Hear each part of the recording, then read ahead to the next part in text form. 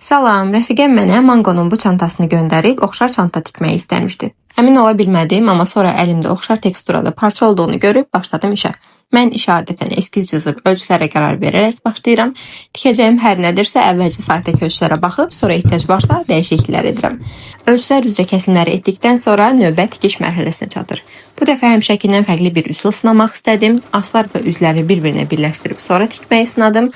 Ancaq düzünü desəm, bu texnika ürəyimcə olmadı.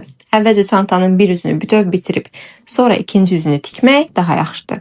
Çantanı hazırlayarkən əvvəlcə ön və arxa üzü kənarlara birləşdirdim, sonra isə alt hissəsini və ardınca da qulpunu tikdim.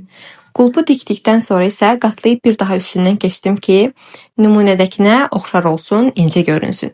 Saytda çantanın iç hissəsinin necə olduğu görünmürdü, ona görə də içinə əlavələr etmədim, eləcə düz astardan ibarət oldu. Son halını sizinlə bölüşürəm. Nə düşünürsünüz? Fikirlərinizi yazın. Hələlik.